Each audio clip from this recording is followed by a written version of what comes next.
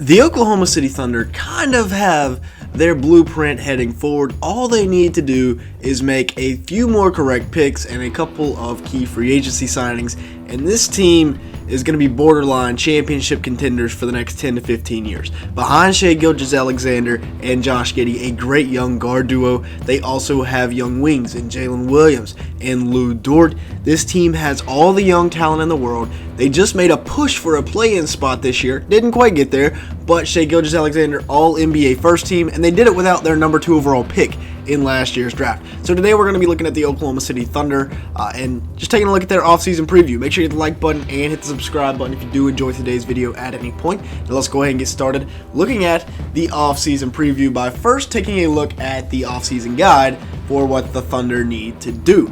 They will have 3 picks in this upcoming NBA draft, and with the lottery about 3 days away at the time of this recording, they have the projected number 12 overall pick in the draft, as well as the 35th and 37th picks in the second round. They do have a good amount of cap space with about $35 million. Their only key free agent is Dario Saric, who I expect them to try and make a run to re-sign. And then they have a couple of team options on guys like Josh Giddey. But overall, only one unrestricted free agent in Saric, so I think they will at least make a move to bring him back. First, let's talk about the NBA draft, and we got to still talk about last year's because technically they're getting their number 2 overall pick from last year on this year's team with Chet Holmgren, who showed a lot of potential, a lot of promise in the summer league and in the pro-ams that he was playing in before he ultimately got hurt, which kind of shut everything down in terms of NBA players playing in pro-ams. But overall, Chet Holmgren should be a big piece for this Thunder team this year, as well as Ousmane Dieng, I believe is how you pronounce it. I know I probably butchered that. Let me know down in the comments below how to correctly pronounce that. But he will be back as well. Played a lot of time in the G League this year and was hurt a little bit. But this year, I think they should go after one of these 3 guys with the number 12 overall pick. Maxwell Lewis, out of the West Coast Conference, long athletic wing that can defend and hit the 3 ball, and we saw the Oklahoma City Thunder take one of these guys last year, and it panned out pretty well. I believe he came in second in Rookie of the Year voting, so definitely could say that that one went well. Now, Jordan Hawkins, another guy here in the lottery that they could look to go get. He's spent his last couple of years at UConn, where he won a national championship.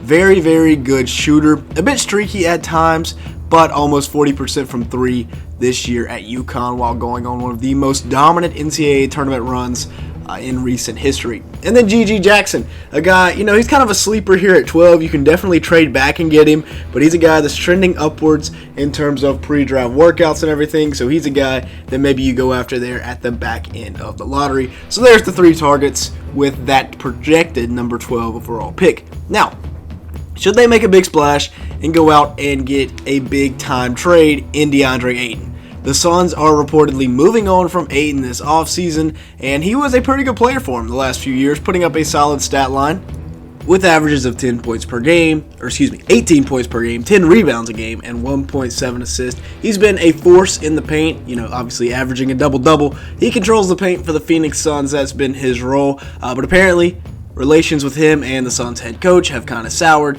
A guy that shot at 60% from the field and averaged almost a block a game definitely could be a huge piece for the Oklahoma City Thunder to bring in this year. Again, he's only 24 years old and still, I believe, on his rookie contract, will be needing an extension before long. Or no, sorry. He did sign an extension last season. He is on the first year of that. Now, some assets that they do have that they could potentially move. They got the first round pick this year as well as 2 seconds. And then in 2024, they have Houston's, the Clippers, their own, and the Jazz first round pick. Golly, that is some value. There's potential for 3 top 5 picks in next year's draft. 2025, they have a swap between Houston and the Clippers. They have Miami, they have Philadelphia, they have their own. 2026, they have their own, Houston and the Clippers, as well as a couple of seconds. 2027, they have Denver's and their own. 2028, they have their own, and then 2029, they have their own, as well as a boatload of seconds. So you trade any of those future first-round picks, package it with a younger player, maybe like a Trey Mann, guy that, needing a fresh start in Phoenix with Chris Paul probably leaving. He can come in, play help him out at the guard spot. We'll see what happens, but I feel like definitely could be a guy that you try to make a move for. Now, speaking on free agents, Dario Saric is a guy that I think they try to re-sign. 7.4 points, 4 rebounds, 1 assist per game this year for the Thunder. Overall, a good player. He came over from the Suns at the deadline, 52% from the field, 39% from 3 in 13 minutes. So, yeah, the Thunder and the Suns, they do have a history of making trades. So, yeah, smaller contract is what I would bring him back on. Not exactly trying to spend over $10 million on a guy like Dario Saric.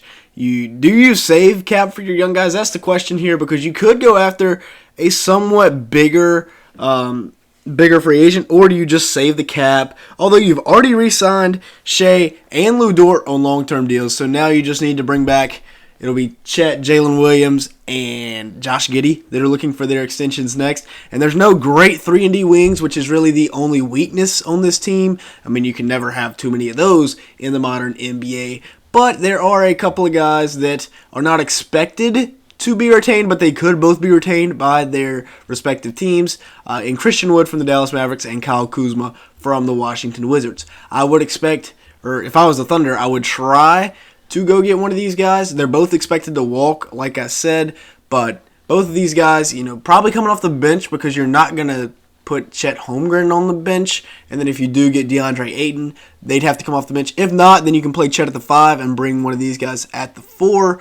We'll see how they decide to do it, but here is my projected lineup if they kind of follow my plan for them.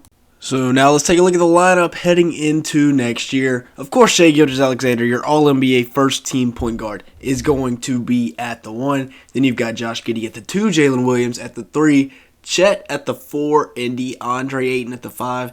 Now, yes, Lou Dort would have to come off the bench in this scenario, but you've got your young guard duo of Josh Giddey and Shai Gilgeous-Alexander that can run things for the next 15 or so years. I mean, Shai's, 24, I believe?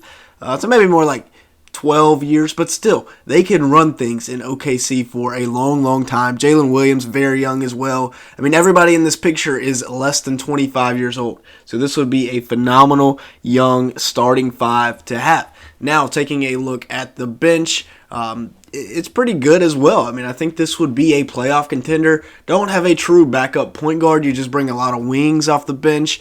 We've seen this model work exceptionally well with the Denver Nuggets. However, there's not a Nikola Jokic type player on this team, but Isaiah Joe. But then again, you do have 2 point guards starting in your starting lineup. So one of Josh Giddey and Lou Dort one of Josh Giddey and Shai can stay on the court at all times. And then looking here, I mean, you got Max Lewis, Lou Dort, Isaiah Joe, Christian Wood, Dario Saric. That's a good group coming off the bench right there. A lot of defensive versatility, a lot of scoring. I really like that a lot. Let me know your thoughts down in the comments below, though. And then the other guys that they could have on the team to throw in at any point: Kenny Hustle, Trey Mann, and Jeremiah Robinson Earl. So, yeah, I mean, Trey Mann, a guy that started for them at the beginning of last season. Things didn't work out. Kenny Hustle, we'll see about him. They paid him a good amount of money. We'll see how much he plays, and then Jeremiah Robinson Earl is there as well. But with that being said, that's going to be it for today's video. Thank you so much for watching. Make sure to like button and leave me a comment down below. Also, make sure to like button and hit the subscribe button. It'll really help us out in the YouTube algorithm. And with all that being said, thank you so much for watching today's video.